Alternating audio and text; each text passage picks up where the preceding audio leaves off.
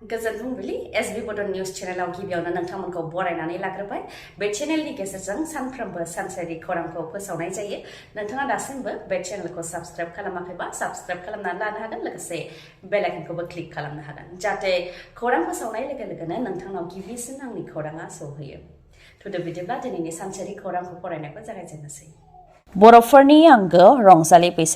रंजालि बैसागुखौ बरायनो थाखाय बुहुमनि गासैबो बर'फोरानो थागथियारि जाबाय गामि गामि टाउन नोगोर जेरावबो खाम जथा सेरजा दामनायनि देंखोआ रिंखांहांनो हमबाय तामुलपुर जिल्ला एबसु आरो कुमारिघाटा दख'रा एबसुनि बानजायनायावबो आगु रंजालि बैसागु फोरबोखौ गाजा गोमजायै फालिदों बेनि अनगायैबो बेलगुरि बैसागु अनसाय आफादनि बानजायनायाव रुंसारि शैलेन्द्र नाथ ब्रह्मनि गोसोखांथियाव रंजालि बैसागु फोरबोखौ फालिदों बेनि अनगायैबो गुबुन गुबुन स्कुल कलेज इउनिभारसिटिफोरावबो आगु रंजालि बैसागु फोरबो फालिनायखौ नुनो मोननाय जादों बारग' मन्त्रि चन्दन ब्रह्मआ UPPL दोलोआव हाबबाय गावनि मददगिरिफोरखौ लोगोआव लाफानानै UPPL दोलोआव हाबबाय आरो UPPL दोलोनिफ्रायबो बिथांखौ दुंब्रुदै बरायदों बमा गावनानै बेनपार्टि दामनानै दुंब्रुदै बरायदों बारग' मन्त्रि चन्दन ब्रह्मखौ UPPL दोलोआव आखाइ हमनायनि उनाव चन्दन ब्रह्मआ मा बुंखो बेखौ नोंथांमोननो खोन्थानो आखायाव लाबाय बिथाङा बुंथिदों दि प्रमद बर' दैदेननाय UPPL दोलोआव रायजो राजाफ्रा बाहागो लानो नांगौ 10 बोसोर नबकुमार सरनियानि हारिनि राजखान्थि खालामनायजों जोंनि सोमोन्दोआ गाज्रि जादोंमोन बे समाव हारि बोखावनानै राजखान्थि खालामनायखौ फोजोबनायनि समय फैबाय आरो NDA मदद होनानै UPPL निफ्राय बिजाथि फसंनाया गेदेर खोथा रायजो राजाफ्रा बेनि सुबिदा बा खाबुखौ लानो रोंनांगोन होननानैबो बुंथियो लोगोसे माहारिनि थाखाय खौसेथिया गोनांथि गावस्रायोबा गोग्लैयो बेनि अनगायैबो बांसावनायजों जेबो खामानि जाया बेखौ नागारनांगौ नांलाय खमलाय गाज्रि मुं सुलायनायखौ बावनांगौ जों जोंनि फैबाय थानाय जोलैखौ मा फोरोंलांगोन होननानैबो बुंथियो आरो मानसि बानायनोब्ला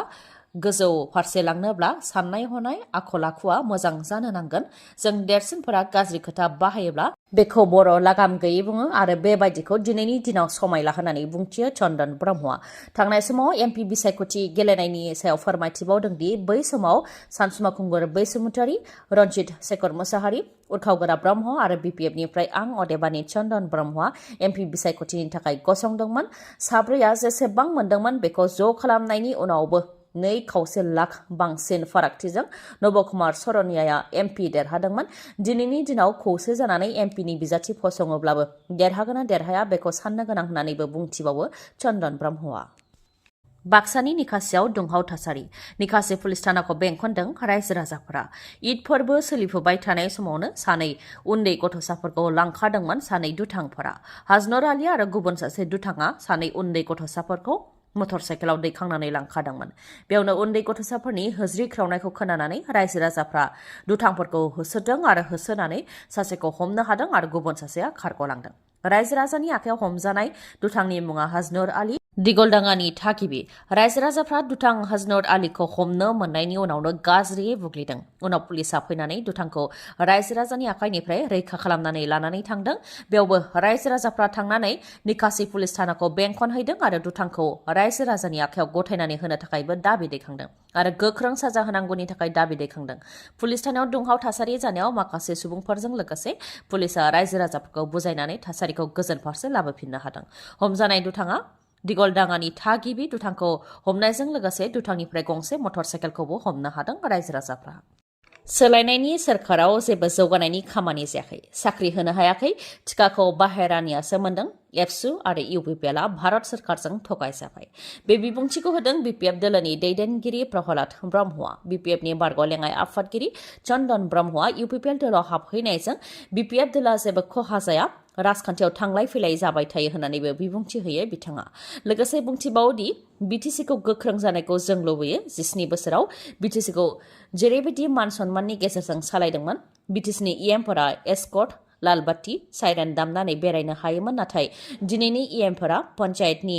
चेयारमेन बायदिसो जेबो गोहो गैया माबा मोनसे खामानि मावनो थाखाय DCनावसो गनायथि लानो गोनां जायो होननानैबो बिबुंथि होयो बिथाङा लोगोसे बुंथिबावदि आसाम सोरखारासो गोसो बायदियै जानला मोनला BTCखौ सालायगासिनो दं थांनाय बावैसो सान सिगांसो BTCनि EM घ्यानसाम दासखौ आसाम सोरखारनि वेलफेयार अफ बडोलेण्ड डिपार्टमेन्टनि प्रिन्सिपाल सेक्रेटारियासो बिबाननिफ्राय बोख्लायदों जेरावनाखि EM बिबाननिफ्राय बोख्लायनायनि गोहोआ BTC प्रिन्सिपाल सेक्रेटारिनियावबो दंमोन होननानै फोरमायथियो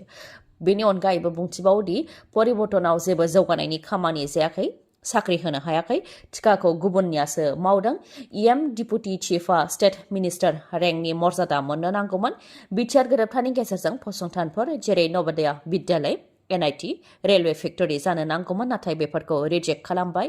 एबसु आरो इउपिपिएलआ भारत सरकारजों थगायजाबाय होननानैबो बिबुंथि लाखियो प्रहलाद ब्रह्मआ 14थि बावखुंग्रि फोरबोआ मैयानिफ्राय जागायबाय जागायजेननाय सानखालिनो गोबां सुबुंफोरा बावखुंग्रि फोरबोआव होंगो दोंगो जाहैदों बिटिआर आरो आसामनि अनगायैबो दिल्ली महाराष्ट्र सिक्किम मेघालय बायदि रायजोनिफ्रायबो बाहागो लाफैदों बावखुंग्रि फोरबोआव मैयानि गिबि सान जागायजेननायाव हाजो गाखोनाय बादिनांनाय जादों जेराव सा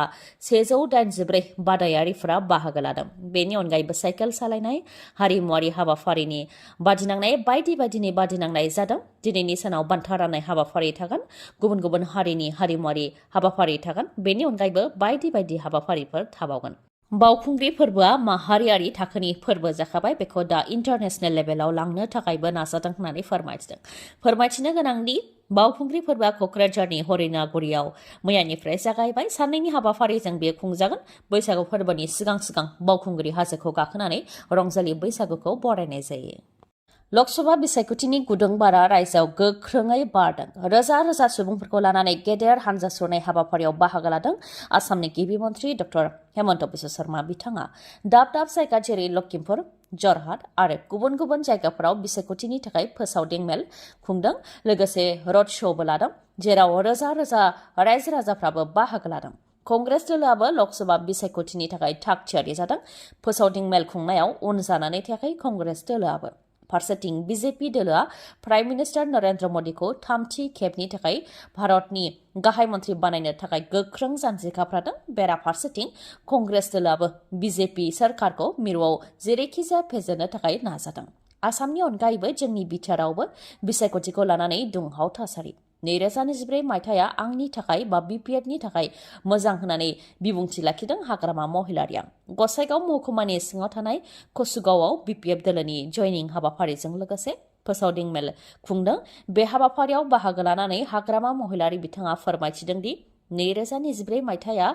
आं आरो बिपिएफनि थाखाय लाखि मानोना 2024 मायथाइयाव खेबनै लटारि नांदों खेबसेयाव बोलेर' गारि आरो खेबसेयाव बुलेट मोननो हादों होननानै फोरमायथिदों हाग्रामा महिलारिया गुबुन बोसोरफोरावबो लटारि लादोंमोनब्लाबो नाम्बारा गोरोबाखैमोन नाथाय 2024 आव खेबनै जाखांदों होननानै फोरमायथिदों लोगोसे रायजो राजाफोरा बिपिएफ दोलोआव जि मदद होनाय बेखौ नुनानै बिपिएफ दोलोनिफ्राय सानै एमपि दैथायहरनो हागोन होननानै दाबि खालामो बिथाङा आरो बारग' मन्थ्रि चन्दन ब्रह्मआ बिपिएफ दोलोखौ एंगारनानै UPPL दोलोआव हाबफैनायनि सायावबो बिथाङा बुंथिदों दि चन्दन ब्रह्मखौ थांनाय 3 बोसोर सिगांनो बिदाय होनाय जाखादोंमोन होननानैबो बुंथियो फारसेथिं रंजालि बैसागुनि थागथियारि आरो बिसायख'थिनि गुदुं बार बेराफारसेथिं बोथोर बिगियाना बोथोरखौ लानानै मोनफानि उनाव मोनफा सांग्रांथि फोसावदों बोथोर बिगियाना फोसावनायनि बायदिब्ला फैगौ 6 एप्रिलसिम रायजोनि दाब दाब जायगायाव अखा हानायजों लोगोसे खोरोमनाय मोफ्लामनाय आरो बारहुंखा बारगोन जेरै क'क्राझार आरो चिरां जिल्लायाव फैगौ 13, 14, 15 आरो 16 एप्रिलसिम गोमो गाबनि सांग्रांथि फोसावदों क'क्राझार जिल्लायाव 14, 15 आरो 16 एप्रिलाव अखा हानायजों लोगोसे खोरोमनाय मोफ्लामनाय आरो घन्टासेयाव 30 निफ्राय 40 किल'मिटार जानथायसिम गोख्रैथिजों बारनाय बारहुंखा बारगोन चिरां जिल्लायावबो 14 एप्रिलाव घन्टासेयाव 30 निफ्राय 40 किल'मिटार जानथायसिम गोख्रैथिजों बारनो हानाय बारहुंखा बारनायनि इसारा होदों बोथोर बिगियाना बाक्सा जिल्लायाव दिनै गोमो गाबनि सांग्रांथि फोसावदों बेनि उनाव बोथोरनि सायाव जेबो सांग्रांथि फोसावाखै बरपेटायाव 13, 15 आरो 16 बे सानथामाव गोमो गाबनि सांग्रांथि फोसावदों आरो 15 एप्रिल सानखालि अखा हानायजों लोगोसे खोरोमनाय मोफ्लामनाय आरो घन्टासेयाव 30 निफ्राय 40 किल'मिटार जानथायसिम गोख्रैथिजों बारनाय बारहुंखा बारगोननि इसारा होदों बङाइगाव जिल्लायाव 14 एप्रिलाव गोमो गाबनि सांग्रांथि फोसावदों नलबारि जिल्लायावबो 13, 14 आरो 15 बे सानथामाव गोमो गाबनि सांग्रांथि फोसावदों ओजोंहाय कामरुप रुरेल कामरुप मेट्र' दरं बेफोराव 13 आरो 14 आव गोमो गाबनि सांग्रांथि फोसावदों उदालगुरि जिल्लायाव 13 आरो 15 एप्रिलाव गोमो गाबनि सांग्रांथि फोसावदों जेराव 15 एप्रिल सानखालि अखा हानायजों लोगोसे खोरोमनाय मोफ्लामनाय आरो घन्टासेयाव 30 निफ्राय 40 किल'मिटार जानथायसिम गोख्रैथिजों बारनो हानाय बारहुंखा बारगोन बेनि अनगायैबो आसामनि दाब दाब जिल्लायावबो फैगौ 16 एप्रिलसिम गोमो गाबनि सांग्रांथि फोसावदों गोजोन रंजालि बैसागुनि थाखाय गासैनिसिमबो आंनि अननाय आरो खुलुमनायखौ जासि हरग्रोनाय थाबाय लोगोसे नोंथांमोननि थाखाय गोजोनथाव खौरां लानानै फैदों काजलगावनि MMH हन्डा श'रुमा रंजालि बैसागुजों लोब्बा लाखिनानै धामाका अफार होदों काजलगावनि MMH हन्डा श'रुमा अफारफोरा जाहैबाय बेसेन नाङालासे गंनै हेलमेट गासैबो स्कुटि आरो बाइक लागिरिफोरा बैसागुनि थाखाय जायखिजाया गिफ्ट मोननो हाथारगोन लोगोसे बेसेन नाङालासे 5 लिटार पेट्रलबो मोननो हागोन बेनि अनगायैबो जायखिजाया कम्पानिनि गोजाम मटर साइकेल बा स्कुटिखौ सोलायनानै नोंथाङा बैसागोनि मुङाव गोदान मटर साइकेल बा स्कुटि लानो हानायनिबो खाबु दङ मोजाङै मिथिबावनो थाखाय 9954485425 बे नाम्बाराव खौरां लाहरनो हागोन लोगोसेनो बे अफारा 2 एप्रिलनिफ्राय जागायजेनबाय आरो 30 एप्रिलसिम थागोन गोजोन्थों खौरांखौ जोबजासे खोनासंनायनि थाखाय गोजोन्थों नोंथाङा दासिमबो आंनि चेनेलखौ साबस्क्राइब खालामनानै लायाखैबा सानफ्रोमबो सानसेनि खौरांखौ मोननो थाखाय साबस्क्राइब खालामनानै लानो हागोन लोगोसे बेल आइकनखौबो क्लिक खालामनो हागोन जाहाथे खौरां फोसावनाय लोगो लोगोनो नोंथांनाव गिबिसिन आंनि खौराङा सौहैयो गोजोन्थों